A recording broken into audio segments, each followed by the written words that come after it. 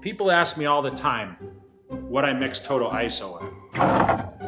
Honestly, I mix it with everything. Water, egg whites.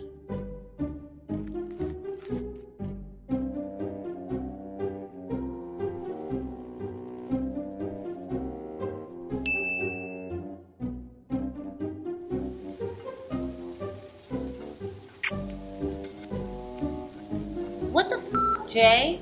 Capone, Daisy.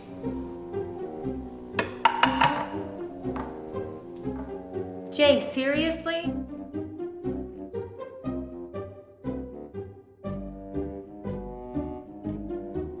Don't.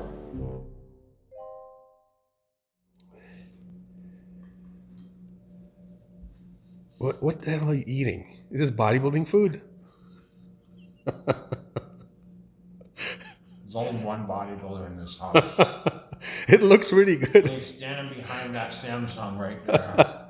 It smells great. What is that? It smells like grilled cheese or... This is Ezekiel cinnamon bread. Uh-huh. Turkey breast. 1 slice of provolone cheese. Oh, man. That sounds awesome. A little burnt on the... Yeah, I love it when it's burnt. So this is my meal 5. Let's compare it to your meal 5. I got a really nice piece of steak, some avocado, and some cucumber. That's more full-time than you. What are your macros for the day today? For the day, 50 grams of protein per meal times 6. 60 grams of carbs for the first, for 2 meals, then 40 grams, and then no And carbs. What you train? So you're gonna have the fat, you're gonna have the avocado. Yeah, for the last meal, no carbs. Yeah. What'd you train today? Today, chest shoulders. You look bigger, actually. Really? You do chest and shoulders on the same day? Yeah. Damn. Yeah. How do you do that? Well, you don't do a ton of volume, right? No, not a ton of volume. But dude, this has been so long since I got you on camera, man. I was missing filming you. I'm so surprised people were not bitching more than they did. I mean, we've been busy, but you've been traveling for like 2 weeks since the Fit Expo. This is the first time I get to see you. Yeah, Super Bowl and then Jeez. San Diego. But dude, you just want to shoot all these other guys more than me, I guess. Bullshit. Dude. What am I supposed to do if you're not there? I got to stay busy. I think this has become like the Sergio Oliva channel and the Brad Rowe channel and Dexter Jackson. You sound like people on the channel. No, it's just because I only get to see you, man. I have to stay busy if you're unavailable. So, but it's good to be back in Vegas and see you. We're gonna hopefully do some jaywalking if it's not too windy tomorrow, because it's been windy here, right? I would jaywalk this morning with the dogs. Oh, so it wasn't so bad. Okay. I warmed it up, so we're gonna be good to go. All right, great, because you have a lot to talk about. You want to answer some questions from the fans, all kinds of stuff. So, and then we have the Arnold coming soon, so that'll be great. A couple of weeks. I can't wait for that. Ah, man, it's gonna be great. All right, so it's good to be back in Vegas, Big J, and then I'm sure the people on the channel will be glad to see you again. Thank you.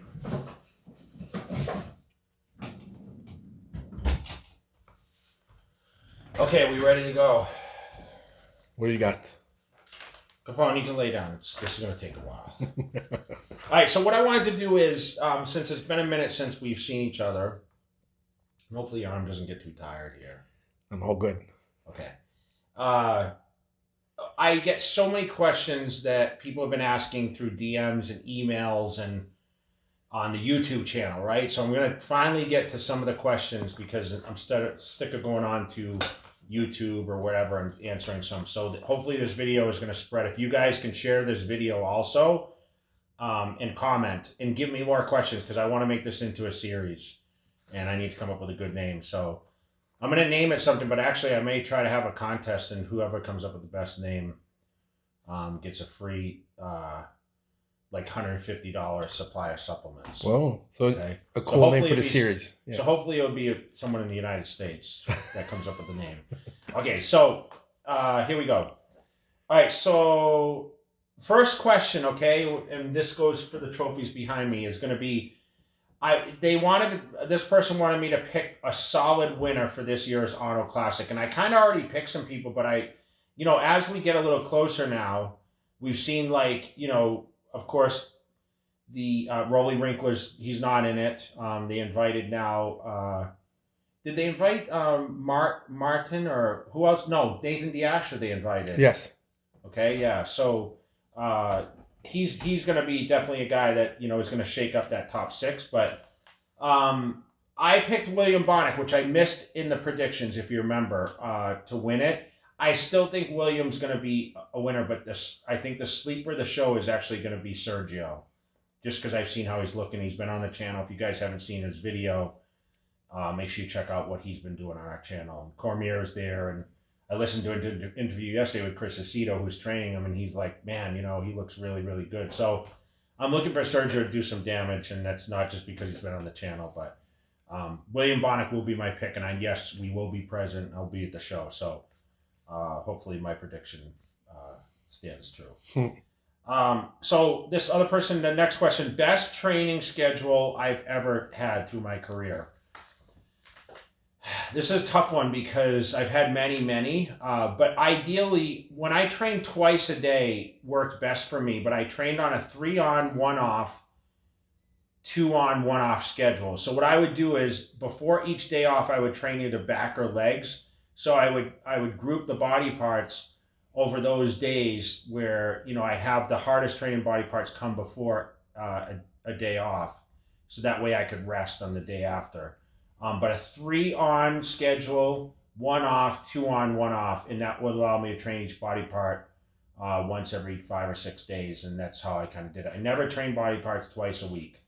Okay. And I can elaborate deeper on that as we go through the questions each week. Okay. My favorite bodybuilding pose. Damn, there's a lot in this room, right? I would have to say probably the front double bicep because it was always the first one. But I like the rear lat spread. That seemed to be a good pose for me. I was able to actually dominate on a lot of back shots. There's not a ton on this wall, but that was probably one of my more favorite shots. People would think the most muscular, but I don't think I always looked the best in that. But my front double bicep was always the most. I was so wide, right? Although I think there's people with better front double biceps. What's the best food for mass, protein or carbohydrates? Good question. Definitely for me, when I would diet down or when I would train for competitions, off season, pre-contest, red meat was definitely better for mass for me. There's natural creatine in red meat, a bit more calories, obviously a little more higher in fat. Definitely when I was trying to mass up, I would eat a little more red meat, sometimes like 4 times a day when I first started training. Still to this day, I'm still a big advocate of red meat. I'm an old blood type, so I believe that it works well with my body. And the best carbohydrate for mass would definitely be pasta. I ate a lot of pasta when I was trying to put on mass, and luckily I didn't put on a ton of fat. To hold a little more weight, white potatoes worked well for me too. Rice seemed to go through me a lot faster, although it was the easiest for me to eat. But pasta, definitely, I would always eat like chicken and pasta or steak or ground beef in pasta. That's how I really put on a lot of the mass. So those 2 foods. Best gym I've ever trained at. Man, this is tough. Worldwide? Yeah. I would say... the most impressive I would definitely say is Oxygen Gym when I went over to Bowder's gym. But I would say, I love the Mecca bodybuilding, but I have to give credit to Steve Weinberger's Bev Francis Powerhouse Gym. That gym has like everything, and it kept a lot of the old school stuff. The only disappointing thing about Gold's Venice today, and Dave can attest for this, they've taken out a lot of the good pieces. Yeah. They've taken out a lot, but they always seem to be the first ones to have the newest stuff back in the day. But I miss a lot of the pieces, even the leg press. I think they changed that flex leg press. The platform's different now. Yeah. But it seems like they took out all that Nautilus stuff. They just took out and they put in the hoist. That's not some of my favorite stuff. So I'd have to give credit. Definitely most impressive was the biggest square footage is definitely the Oxygen when I went to Kuwait, and then Steve Weinberger's gym. But Gold's Venice, I love you guys over there, and I love the gym and there's no aura like Gold's Gym Venice. The atmosphere is special. The atmosphere, because you never know who you're going to see. If you look on our channel, the best viewed YouTube videos, the last one was this year, early January with Van Damme, when I saw Van 1.3 Damme, million like, or something. You don't know who the hell you're going to see in there. That's so, right. That was the best gym question. Yep. How many hours do I sleep at night? Now, this has changed through my career. You're laughing. Yeah. I mean, listen, 5 hours is usually my standard now. But I've gone a lot of times sleeping 3 hours, 2 hours, to 10 hours. I would say when I was progressing the best, I was sleeping at least 8 hours. I'm suggestive for 8 hours. Dave, the full-time bodybuilder, sleeps 10 behind the camera. Now, how many hours do you sleep? Usually I'll go to bed anywhere between 10 to 11. And I'll get up around 8. That's my sweet spot. Okay, yeah. So, yeah. So you're sleeping 8, 10 hours. Yeah. Okay. So you're a full-time bodybuilder. So that's different. I sleep 5 hours. But you're a businessman, man. 5 You need hours to... are good. My brain Yeah. only shuts down for so long. Yeah. The favorite look I ever had on stage. Man, there's a lot. 01 Olympia was pretty solid, but I'll tell you, my favorite look, and I've mentioned this, is the Arnold Classic 2002. My first Arnold victory. I was huge. Yeah. And I remember training for that show, and just everything was clicking from 2001. I basically came off the diet for like 2-3 weeks, and then I started up again, and I was eating a ton of carbs, and like I was already lean, and I was doing no cardio, and I just felt like a truck going into that show in 2002. So I would say the 2002 Arnold, but definitely in people's opinion would be 01 Olympia. Of course, 09 people loved that look too, but I think 01 was just more streamlined. You know, I always said bigger is not better, and unfortunately in 2009 I was a lot bigger, right? Yeah. So what is the ideal rep range? That's a good question, okay, because that's an opinion thing. I like 10 to 12 reps. I always put a broad range of 8 to 12 repetitions. But all through my career, I've always shot for 12 reps. It seems to be the common thing, like a lot of the bodybuilders use. I just watched a video recently on our channel, and they were doing like 6 reps. I think that's too little, unless you're like deadlifting or whatever. But I think constant to create the most muscle damage, like tissue damage, is 10 or 12 repetitions, right? What do you train with? Yeah, 8 to 12. Okay, so that's the range. Yeah. A good. I know it's a little broad, but I think that's. Like, it's not 1 or 2 repetitions. Let's just put it that way. So you guys that are watching that are into the powerlifting, you can still get big doing 1-2 reps. Don't get me wrong, but you're not going to get the expansion of the muscle tissue and push the nutrients and all that stuff in and tear the fibers like you would with a lot of rep range. Did you ever go over 12 ever? Yes, I did. And I think, leg training, for people that like training, I think flushing the legs with as much blood as possible. I mean, I know like Phil, he was big on like 20 repetitions. Ronnie Coleman always felt about the same as me. I'll be honest, for legs, my best were like 8 to 10 reps, not over 10. So we all have different muscle fibers and what we've worked to advantage the most. I always fall 10 or 12. Like I start getting a burn at 8. I get, a really good burn going at 10.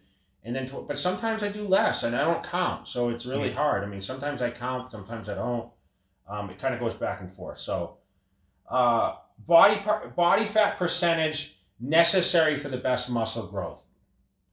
I think it's dependent, man. The problem is like to lose a ton of body fat. Like, remember how Lee Priest used to get super heavy in the off season, right? I think, having maintaining like 8 to 10% is like, I think that's pretty good. Like 12%. I think staying 6% is a little too lean. I don't know. I mean, I see guys make progress all the time, but it's hard to really say because no one really has the real judge of what the body fat is. People used to ask me all the time, what's your off season body fat? I used to say 7%, but I never really knew. Yeah, you don't get clipped. If we go to Steve Murphy and we do the clipping, right? Is that really accurate? He does it at 10 different spots, but the point is you mostly focus on your therapy leading up to a show. So that's when you get clipped. I mean, I was 3% when I competed. Yeah. So, and I didn't think, I always had abs in the off season. I always had cut legs, but the problem is I held my fat in my back, lower back and my ass, whatever. Yeah. So I really didn't know. I just threw out a number. It's like someone saying, how much do you weigh?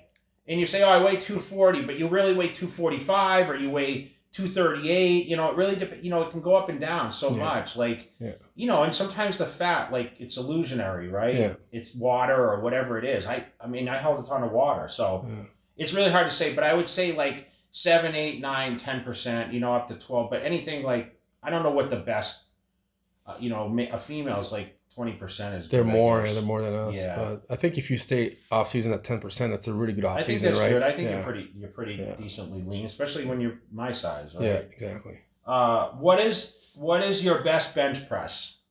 Okay, of course, going to get that question. 550 for 2 repetitions. I've only done it once, and when I was stupid at, I think 20 or something. Flat? Then I realized how important my career was, so I stopped doing it. So I hope no one ever asked me how much I bench press. You were pretty strong on the incline too. I've seen old videos where you were doing like I did 4 plates. 5 for like Yeah. 10 reps. Yeah. Kerry used to spot me. Who won the Ronnie Coleman J arm measurement picture? That was actually at Gold's Gym on Sahara and Decatur, and we had the tape measure out. There's a picture. I was in like a yellow tank top, and Ronnie's was bigger. I was 22 and a half, and he was 23 inches on his arms. Wow. That was 2007 when we did that, actually. Wow. So there's a little bit. It'd be great if you could find that picture. I don't know Wow. if it's difficult to find. So, what happened to the Max Muscle Venice store? It was actually called Jay Cutler's Max Muscle. That's Venice. right. We talked in one of our episodes. Yep. And that was Dave conned me into becoming an owner at that store. So we had all my checks on the wall, and you must have been one of those. The person that wrote this. This was Sam that wrote this in for me, but. You must have visited the store and saw all the Jay Cutler memorabilia. It was like a Jay Cutler shrine. It was like this shit all over. Oh, yeah. All the checks were there. I used to bring those checks back from Vegas. That's right. So what happened to the store? Well, you sold it off. In 2010. And did it stay in the same location? So we moved it from... you moved up to Lincoln. Yeah. Near Whole Foods. Yeah, and then we sold it and they moved it to Santa Monica on Main Street and Ocean Park. And it's shut down. Yeah, it's shut down now. Yeah, which kind of sucks. But. So a lot of good memories at the Max Muscle store. People I used still to come talk out about and do it. the appearance. I remember parking there, and I used to walk down and train at the gym when we shot. If you guys want to go back and look at J to Z video, you'll see we were at the store and we walked down to the gym. I parked my car outside, and man, you had a lot of good people in that store, man. That's great. All the top guys. Dorian, The Ronnie, Rock used to come in and buy tank tops. Hulk Hogan used to come in there. All the wrestlers. That's great. My kids loved it. Sometimes I would take them. They would be off from school or whatever. They like they would take them to the store with me. They would see all the wrestlers and everything. They loved it. Yeah. And my buddy Matt even lived there for. That's right. He was super successful now, by the way. So shout out to Matt if you're ever watching. He slept on my couch a couple nights. Okay, so what happens to can I be a full-time bodybuilder? You'll have to ask the guy behind the camera because he's the only real full-time bodybuilder here. Everybody can. But yes, if you want to be labeled, we'll have to get those shirts. We should actually bring some shirts to the arm and hand them out. How much does a Sandow trophy weigh?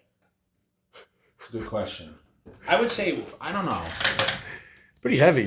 I wish I should weigh. Actually, I would say about 30 pounds. Yeah, that's about right. No, I think it might weigh more. I think it might weigh about 50 pounds, actually. It's pretty sturdy. It's a good question, actually. These are good questions. Is the Arnold heavier? Yeah, because it's got the wood base. The base, It's got the wood base. Okay. Who is the best bodybuilding coach? Good question. I worked with Hani. I worked with Chris. I mean, people work with George Farah. I mean, Chris Aceto from the day one was obviously my ace. He was definitely the one that taught me the most. But Hani had his assets too. How were they different? I never asked you that, but I was kind of curious to see. Chris is more of a off the textbook. Like you ask Chris, okay, what's my diet tomorrow? He says, I don't know. I'll think about it when I wake up. Where Hani would be like, okay, this is what you're going to do because this is by the book. And Chris is really, to be honest, like Chris has the most schooling for it. And I think the most experience. But listen, they're both great in their own ways. I know Hani rode my ass hard where Chris was a little more laid back about it, but Chris was just positive he wasn't concerned about what anyone else thought. He had his own sense with each person. And I worked with Chris when he only worked with me, so it was pretty amazing back then, which was pretty cool. Favorite physique of all time besides yourself? Okay. I think Bob Harris would probably be. Remember, he was the first guy I read Beyond Built. Yeah.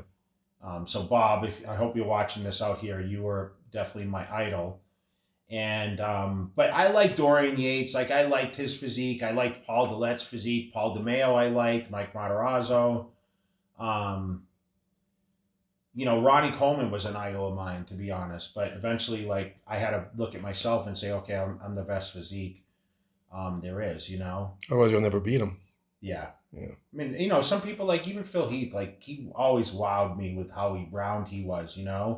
With the crazy arms and all that. So there's different guys, but I would say Bob Harris was like my ideal because he was a good-looking dude, and he was tanned, and he was just like the guy you wanted to be, on the beach with or whatever in California. So, do you believe in keto dieting for bodybuilding? I'm probably going to get murdered for this, but no, I do not. The reason I don't is because I've never done it. Do I want to try it? Not necessarily. I'm too old and out of the game now. I wasn't a high believer in fat, and I was taught through Chris. If you ask Chris Aceto about keto dieting for bodybuilding, I think he would say the same thing. Some people are more carb sensitive and they work better on keto. I mean, Brad Rowe's been preaching about it, right? Yeah. I didn't get to watch the video, but I know there was something about Dave Palumbo and him. Dave Palumbo's a keto dieter too. Yeah, but he's high protein versus protein, right. Where Brad's says, lower protein. I just think the high protein is really bad. So if you're on a keto diet and you're trying to eat 400 grams of protein a day, you're going to kill your kidneys. So you got to be careful with that. Yeah, I wouldn't be suggestive of that, but I don't do keto. I don't think you do keto. No. I think we have highs and lows. I think carb cycling is ideal. Yeah. But listen, Brad has his reasons. Dave Palumbo has his reasons. I mean, maybe it works for some people. But you know what's funny is that Brad's currently prepping right now, and he's on a traditional bodybuilding diet, no keto right now. Okay. So he's trying a lot of different things to see what works best. He's open-minded about yes, it. he is. Even though he looks good all the time. I mean, right. He's phenomenal. He got in shape in both ways. So, yeah. Why was California the hotbed for bodybuilding in the 1990s? Weider magazines were there.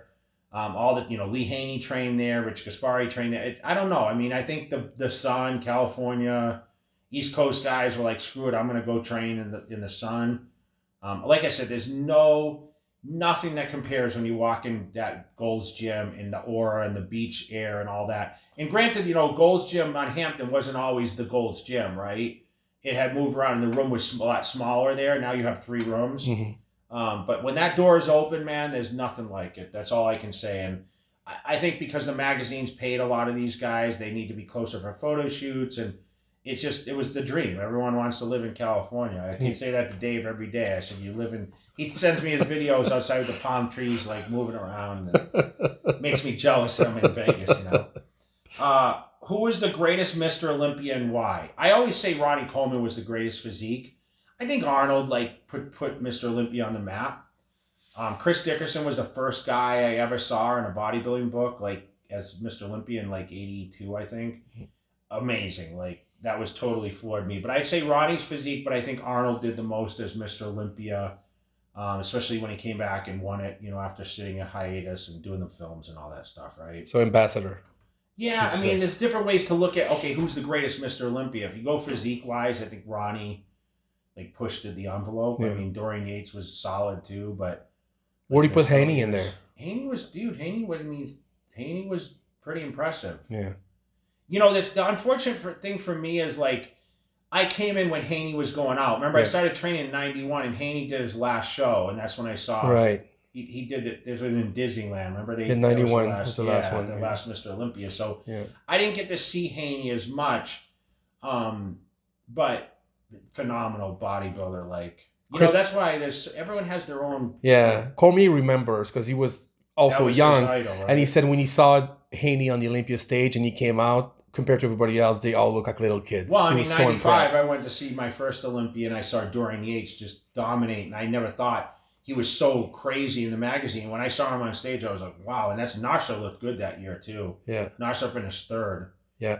And, Sean Ray was amazing. Sean Ray, I think, still had one of the best physiques. Sick. just consistent and just clean So muscle. perfect. Yeah. So there's so many guys like that could go on and on, but definitely I would say Ronnie and Arnold, whatever. Yeah. I mean, people have their opinions on that. Comment about that, guys. What is the best time to train each day? Good question. Mm-hmm. I love training in the morning after one meal, but unfortunately, I think my best gains came after 4 meals. So I like to have a lot of oomph to my muscle, meaning like a few meals and calories behind it, because I go so fast through calories with my metabolism. I think that I love to I feel my best training after one meal. But I love the double split training, like I said too. So twice a day would be my ideal, but not all of us can live on that schedule. So I would say, after meal one's my best feeling, but the best results came with training after 4 meals. So what do you mean by feeling? Like, are you more awake or? No, I feel like my muscle gets pumped a lot easier because it's got so much behind it. Like when I sleep through the night, my body gets so depleted. I wake up and have one meal. It's not really, it doesn't carry. I'm starving within like 30 minutes. I mean, my metabolism now is faster than ever. Like Wow. I ate breakfast this morning and literally 30 minutes later, and my breakfast size, right? Yeah. I was hungry. So it's really like my metabolism's cranking right now. Who was the best training partner I ever had? Great question. Yes, Carrie, my ex-wife, was the best training partner. So make sure you send this clip to her. I will. If you guys have been fans of yours, for many years, if you go see some of the old videos, she's all in there. So she's the one when I was in the headband. She was training with me. She was in crazy shape. Oh, sick. And she's in sick shape today. Yeah. So she basically, like in '99 when I was training for Olympia, like she basically quit work and was training with me. And then when we moved to California for a while, she was training with me. She would go like on her days off because she worked like a 24-hour shift or whatever. She worked like 3 days a week as a nurse and like 12-hour shifts, 3 12-hour shifts. So like she would actually be at the gym a lot of days. It was actually a good schedule. She helped me with the cooking and this and that. But she knew exactly how many reps I could push. She knew when I was struggling, when to stop me. And she would like report to Chris Aceto all the time when we were sending pictures and stuff, be like, he looks good. He looks better on Tuesday than he did like today. And I was gonna say she had a good eye. Yeah, she had a really good eye. So yeah, she was definitely the best training partner. We're still super close. I know you guys like always ask, where is she, whatever. Yeah. And we're still like great friends. And that's awesome. She was a huge part of my successful career. So don't think it was bad. Like we kind of grew apart, and we both, mutually kind of like, and we're still very close. So yeah, that's awesome. Who won the fat ass challenge? That was Fat Larry. Thing he lost, of course. He didn't lose the weight. He was supposed to lose like I don't know what it was, 70 pounds, 75 pounds or something. But he lost. He quit. Who influenced you the most in your bodybuilding career? There's a couple people. Joe Weider definitely was a huge influence to me. He was like a father to me. I met Joe for the first time when I was 21. That was 95. And, he right away took a liking to me. And when he did take me under his wing, he's the one that influenced me to invest in the real estate. I can understand what he pushed Arnold to do the same. But he was a huge influence, and gosh, to me, Joe Weider, like that was like the father, the guy who brought Schwarzenegger over. That was crazy. Ed Connors, who I just did a video with, he was a huge influence on my career. He definitely helped me a lot. Gave me like my early start, gave me the opportunities. And then of course Chris Aceto, who kind of took me under his wing, never charged me $1. For many, many years, he was there like as a brother, basically, to push me and gave me the kind of insight. I remember he gave me my first diet. I taped on my refrigerator like 6 meals a day. He's always talking about you every time he's on the RX radio show. He talks about you. Not only about like the bodybuilding side, but he taught me the mail order and how to make money. And we talked about the real estate. I mean, he does a ton of that now. Yeah, like he was a huge positive influence on me. There was another guy who unfortunately passed away. His name was Bruce Vartaning. He was like my early mentor back in Massachusetts, and he kind of like was like, man, you know, you're going to be the best at this. He believed in me, and he traveled a lot with me in the very beginning. Came to California when I won the Tournament of Champions, and Chris knew him pretty well. He used to come stay at the house, and we had built the gym in the back of the house and all that. He was a pretty big influence on me, giving me the confidence. And then, you know, I had a great team around me all the way through, but those were my early mentors to be successful and set myself up for a lengthy career, way longer than I ever thought, guys. Like, I never thought I would be, you know, on the Olympia level for over 10 years straight, and not only, you know, 10 years, but 10 years in the top two, right? I never thought I would compete. I thought I'd retire at 30. I retired at 40. Probably could have kept going if I really I look now, and Dexter kind of reinvented himself over and over. I wonder if I really could have done, probably not as long as Dexter, but I definitely probably could have got a couple more years in there. And, you know, I said last year, man, if I was only 42, I'd come back and compete. But, you know, it's been a great ride, and I hope you guys enjoyed this new segment. If you guys want to comment on any of these questions, please do so, but kind of refer in the replies what you're talking about, because don't just put, yeah, I agree with this, because it's confusing and I want to go on and look. But if you are not subscribed to the channel, please subscribe now. But we have a ton of cool stuff coming for you guys, and I can't wait to see everyone at the Arnold. You're going to see us walking through with this camera, so make sure you guys shout at us, JayTV. Keep up, you full-time bodybuilders, and I hope you guys have been enjoying all the content while I've been on my hiatus, and Dave's kind of taken over the channel with all the new stars. So a lot of good things happen in 2020, so stay tuned, guys.